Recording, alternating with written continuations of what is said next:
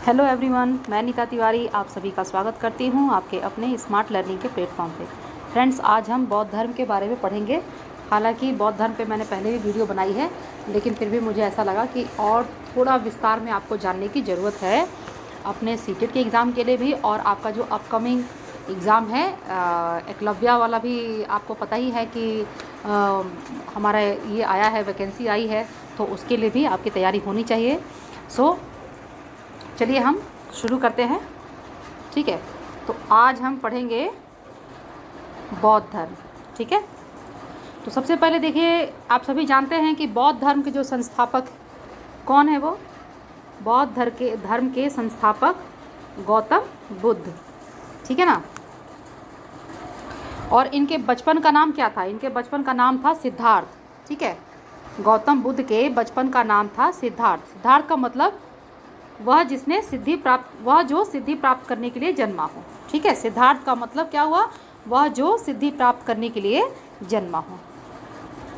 ठीक है, अब आगे देखिए कि जो गौतम बुद्ध थे उन्हें अन्य और नामों से भी जाना जाता था। ठीक है, जैसे कि गौतम बुद्ध को शाक्य मुनि, ठीक है, एशिया का ज्योतिपुंज और तथागत आदि नामों से भी जाना जाता था। ठीक है, तो ये आपको जानना है कि अगर शाक्य मुनि नाम से भी क्वेश्चन आ जाता है कि शाक्य मुनि या तथागत या एशिया का ज्योतिपुंज किसे कहा जाता है, ठीक है, तो किसे कहा जाता है? गौतम बुद्ध को।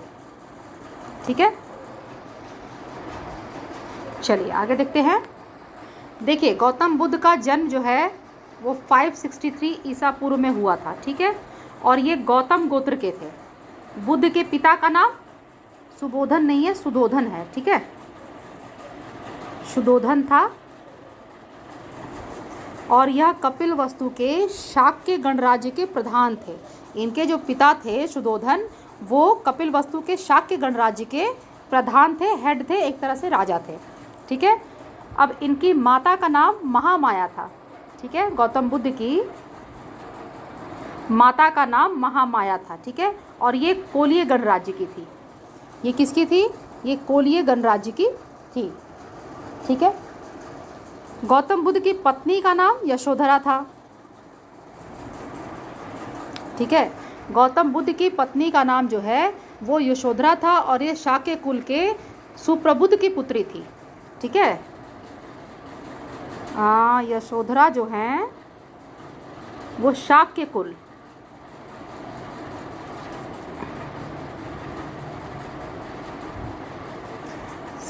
कुल के सुप्रबुद्ध, ठीक है, सुप्रबुद्ध की पुत्री थी।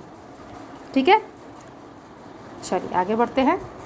एक एक चीज़ को जानते हुए चलिए जो इम्पोर्टेंट है महात्मा बुद्ध के बारे में, जिससे कि सवाल बन सकते हैं और अक्सर पूछे जाते हैं। अब देखिए, महात्मा बुद्ध ने 29 वर्ष की अवस्था में, ठीक है, याद रखिएगा, पूछा जाता है कि किस वर्ष में उन्होंने गृह का त्याग किया था अपना। तो महात्मा बुद्ध ने 29 वर्ष की अवस्था में गृह त्याग किया था, जिसे क्या कहा जाता है? महाभिनिष्क्रमण कहा जाता है। ठीक है, 29 वर्ष की अवस्था में भगवान बुद्ध ने अपना गृह त्याग किया था, जिसे कि महाभिनिष्क्रमण कहा जाता है।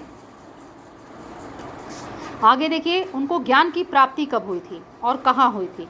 तो महात्मा बुद्ध को 35 वर्ष की अवस्था में, ठीक है, 35 वर्ष की अवस्था में निरंजना नदी के तट पर स्थित उरुवेला में, ठीक है, महात्मा बुद्ध को ज्ञान की प्राप्ति हुई।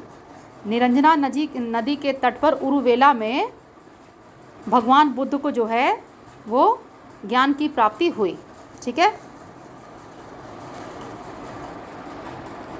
उन्होंने अपने उपदेश जो है मगधी भाषा में दिए। मगधी, एक सेकेंड,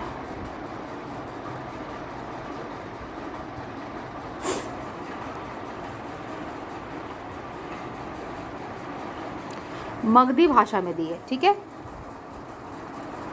चलिए आगे देखते हैं। देखिए आगे क्या है कि जो भगवान हैं उन्होंने अपना जो प्रथम उपदेश दिया था, ठीक है, भगवान बुद्ध ने अपना प्रथम उपदेश जो है वो ऋषिपत्नम यानी कि सारनाथ में दिया था। ठीक है, अपना प्रथम उपदेश ऋषि पत्नम यानी कि सारनाथ में दिया था, जिसे कि धर्म चक्र प्रवर्तन कहा जाता है। ठीक है, जो प्रथम उपदेश है उसे धर्म चक्र परिवर्तन कहा जाता है। जब उन्होंने गृह त्याग किया था तो उसे महाभिनिष्क्रमण कहा जाता है। ठीक है, चलिए आगे बढ़ते हैं।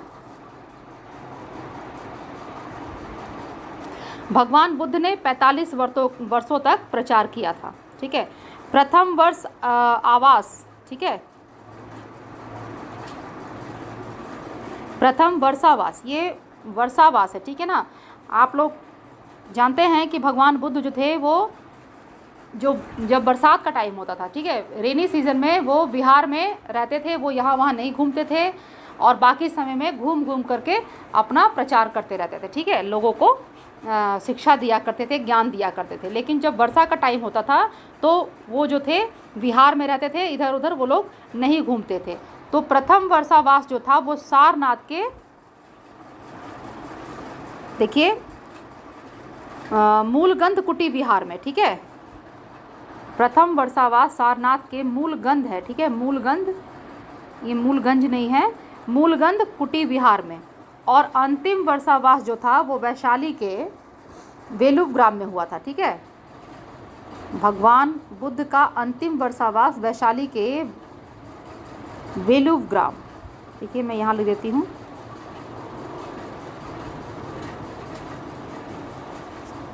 वेलुव। ठीक है, तो भगवान बुद्ध का जो प्रथम वर्षावास था वो सारनाथ के मूलगंध कुटी बिहार में हुआ था और जो अंतिम वर्षावास था वो कहाँ हुआ था? वैशाली के वेलुव बिहार में। ठीक है, इंपॉर्टेंट है, याद रखना है।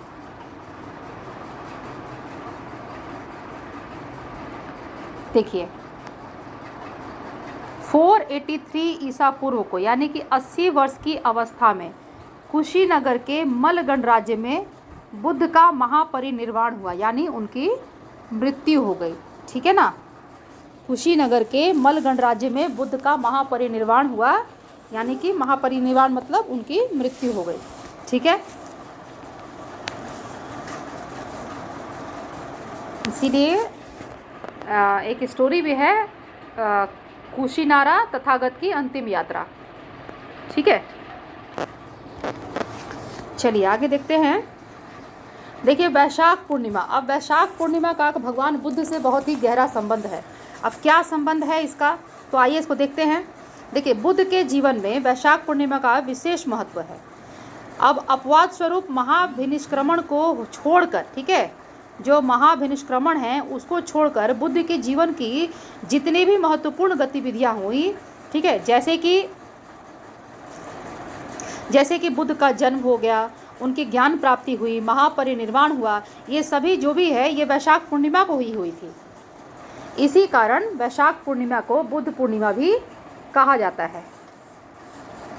ठीक है ना, सिर्फ एक महाभिनिष्क्रमण को छोड़कर, यानी कि उनका जो गृह त्याग था उसे छोड़कर बाकी जितने भी बुद्ध के जीवन में जो भी महत्वपूर्ण गतिविधियां हुई, जैसे कि उनका जन्म होना, उनको ज्ञान की प्राप्ति होना और महापरिनिर्वाण होना, ये सब कब हुई थी? वैशाख पूर्णिमा को। इसलिए वैशाख पूर्णिमा को बुद्ध पूर्णिमा भी कहा जाता है। चलिए आगे देखिए। गौतम बुद्ध कपिल वस्तु के शाक्य गणराज्य के थे। ठीक है ना, और इनके जो पिता थे शुद्धोधन, वो शाक्य गणराज्य के प्रधान थे। तो कपिल वस्तु को पहले नेपाल की सीमा पर स्थित तिलोरा कोट समझा जाता था, लेकिन अब इसका जो तदात्म्य है बस्ती जनपद के पिपरहवा से लगाया जाता है। ठीक है, कपिल वस्तु का शाक्य गणराज्य कोसल महाजनपद के अधीन आता था। कपिल वस्तु का जो शाक्य गणराज्य था वह कोसल महाजनपद के अधीन आता था। ठीक है, शाक्य गणराज्य कोसल महाजनपद के अधीन आता था।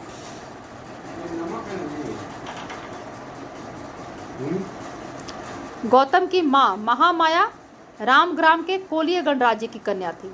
ठीक है, और देवदह गण के राजा अंजन की पुत्री थी। ठीक है, शुद्धोधन का शाक्य वंश सूर्यवंशी क्षत्रियों का था, जिनका गोत्र गौतम था। इसलिए सिद्धार्थ जो थे वो गौतम के नाम से भी जाने जाते थे। ठीक है ना, जाने गए। गौतम गोत्र के होने के चलते भगवान बुद्ध को गौतम के नाम से भी जाना गया। ठीक है, देखिए आगे देखिए, गौतम बुद्ध का जन्म जो है वो वैशाख मास के पुष्य नक्षत्र में 563 ईसा पूर्व में हुआ था। ठीक है, उनकी माँ ने, जब उनका जन्म होने वाला था तो उनकी माँ ने एक सपना देखा था, एक स्वप्न देखा था कि जैसे कि उनके गर्भ में एक सफ़ेद हाथी, श्वेत गज यानी कि सफ़ेद हाथी जो है वह प्रवेश कर रहा है। ठीक है, तो इसमें क्या है, महामाया जो है उनकी जो माँ थी वह अपने नैहर जा रही थी। ठीक है, देवदह जा रही थी और वहीं मार्ग में लुम्बिनी में, ठीक है, जिसे आधुनिक रुमिनदेई है, जो उनकी माँ थी महामाया, वो उनके जन्म के समय में अपने नैहर यानी कि अपने माँ के घर जा रही थी देवदह। ठीक है, तो वही मार्ग में क्या हुआ कि लुम्बिनी में जो आधुनिक आज के समय में रुमिनदेई है, वहाँ आम्रकुंज के शाल वृक्ष के नीचे गौतम बुद्ध का जन्म हो गया, रास्ते में ही उनका जन्म हो गया। ठीक है, देखिए अशोक का रुमिनदेई अभिलेख बुद्ध के जन्म का अभिलेखीय प्रमाण प्रस्तुत करता है। ठीक है, अशोक का रुमिनदेई, ठीक है, रुमिनदेई है। ठीक है, अभिलेख बुद्ध के जन्म का प्रमाण प्रस्तुत करता है।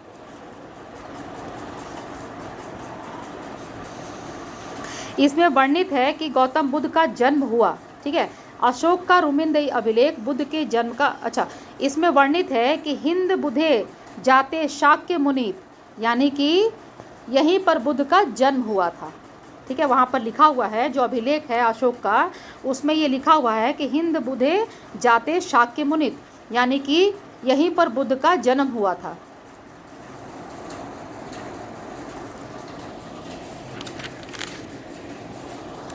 चलिए आगे देखते हैं।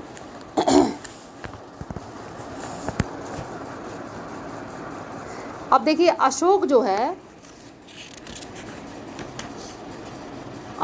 है वो उपगुप्त के साथ में अपने राज्याभिषेक के 20वें वर्ष में लुम्बिनी आया था।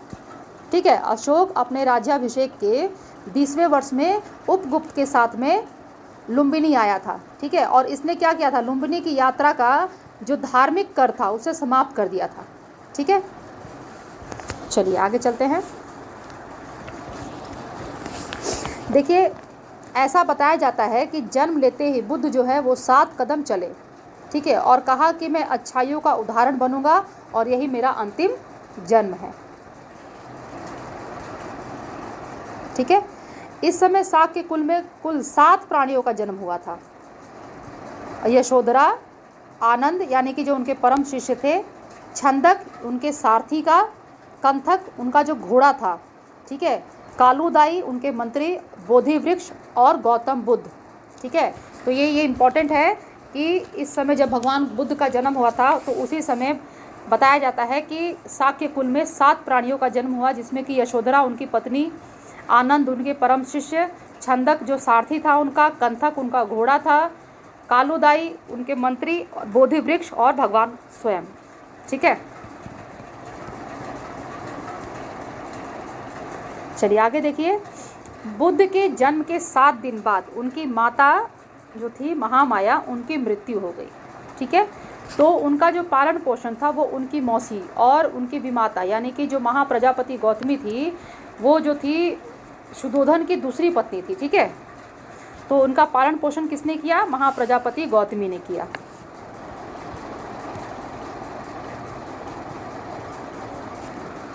देखिए गौतम बुद्ध का जब जन्म हुआ था तो उस समय उनके जन्म के समय में ऋषि अतिश देवल और कौंडिन्य ब्राह्मण ने भविष्यवाणी की थी, उनके बारे में भविष्यवाणी की थी कि यदि यह बालक सांसारिक समस्याओं में लिप्त हुआ तो यह चक्रवर्ती सम्राट बनेगा, और यदि यह विरक्त हो गया तो तथागत यानी कि सम्यक संबुद्ध बनेगा, मतलब बहुत बड़ा सन्यासी बनेगा।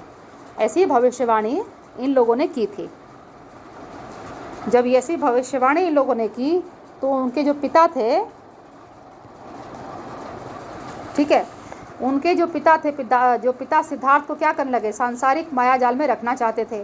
और इस कारण, यही कारण है कि सिद्धार्थ को बड़े आनंद पूर्वक से उनको प्रसादों में रखा जाता था। ठीक है, 3 ऋतुओं के लिए अलग अलग प्रसाद बनाए गए थे। अलग अलग उनकी व्यवस्था की गई थी हर ऋतु के लिए। बहुत जितना ऐशो आराम होता था सब चीज़ भगवान बुद्ध को उनके पिता जो है वो उपलब्ध कराते थे, ताकि उनका जो मन है वो सांसारिक मायाजाल में लगा रहे। और इसी वजह से उनका जो है विवाह भी कर दिया था उन्होंने। कुल मिलाकर यही प्रयास यही था कि सिद्धार्थ जो है वो सांसारिक दुखों के दर्शन न कर सके। सिद्धार्थ ने गुरु विश्वामित्र से वेद एवं उपनिषद की शिक्षा ली थी। सिद्धार्थ ने यानी कि गौतम बुद्ध ने गुरु विश्वामित्र से वेद और उपनिषद की शिक्षा ली। ठीक है, चलिए आगे देखते हैं।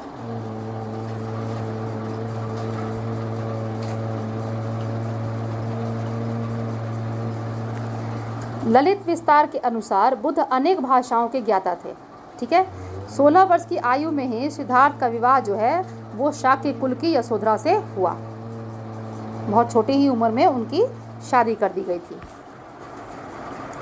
अब जो उनकी पत्नी है उन्हें भी कई नामों से जाना जाता है, जैसे भद्दकच्छना बुद्ध वंश में, बिंबा जातक में और गोपा ललित विस्तार में कहा गया है। लेकिन जो उनका सर्वाधिक लोकप्रिय नाम है वो यशोधरा ही है। ठीक है, और वह जो थी सुप्रबुद्ध की बेटी थी और देवदत्त की बहन थी। ठीक है, और उनके विवाह के 12 वर्ष के बाद इनके विवाह के 12 वर्ष के बाद उनको राहुल नाम का पुत्र उत्पन्न हुआ था। ठीक है, पुत्र के जन्म का समाचार सुन करके भगवान बुद्ध जो थे उनके मुंह से राहु शब्द निकला। ठीक है, राहु का मतलब होता है बंधन, और इसीलिए जो उनके पुत्र का नाम जो है वो राहुल पड़ गया।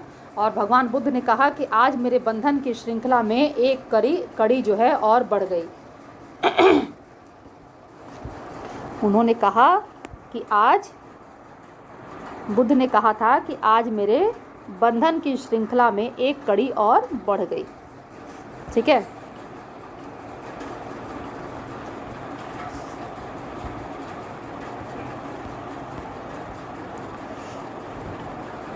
देखिए सिद्धार्थ जो थे वो बहुत ही छोटे से ही बहुत चिंतनशील थे। ठीक है, बहुत चिंतनशील थे। वे जम्बू वृक्ष के नीचे प्रायः ध्यान मग्न में बैठा करते थे। ठीक है, अक्सर जो है वो जम्बू वृक्ष के नीचे ध्यान लगा करके बैठा करते थे। तो मध्यम निकाय में, ठीक है, मध्यम निकाय से ज्ञात होता है कि एक बार सिद्धार्थ सारथी जो उनके थे छंदक, ठीक है, जिसे चन्ना भी कहा जाता है, तो उनके जो सारथी थे छंदक, उनके साथ वे नगर भ्रमण को निकले और उन्होंने मार्ग में 4 दृश्य देखे। तो देखिए क्या क्या देखा उन्होंने।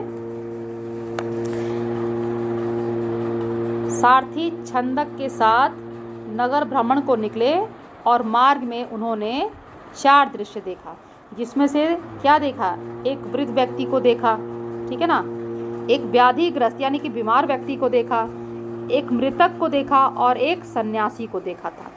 ठीक है, अब इसका ये जो 4 दृश्य भगवान बुद्ध ने देखे थे, इसका उनके जीवन पर क्या प्रभाव पड़ा, इसके बारे में हम नेक्स्ट वीडियो में पढ़ेंगे। ठीक है, आज के लिए बस हम इतना ही पढ़ेंगे। अब आप मेरे वीडियो को देखिए, वीडियो देखने के बाद आपको पसंद आ जाए तो वीडियो को लाइक कर दीजिए। मेरे चैनल को अगर अभी तक आपने सब्सक्राइब नहीं किया है तो प्लीज़ मेरे चैनल को सब्सक्राइब कर लीजिए। बेल आइकन को प्रेस करना बिल्कुल भी मत भूलिएगा और मेरे वीडियो को आप ज़्यादा से ज़्यादा शेयर भी करिए। ठीक है फ्रेंड्स, चलिए फिर हम नेक्स्ट वीडियो मिलेंगे। तब तक आप लोग वीडियो देखिए, पढ़ते रहिए, अपना ख्याल रखिए, खुश रहिए, मुस्कुराते रहिए।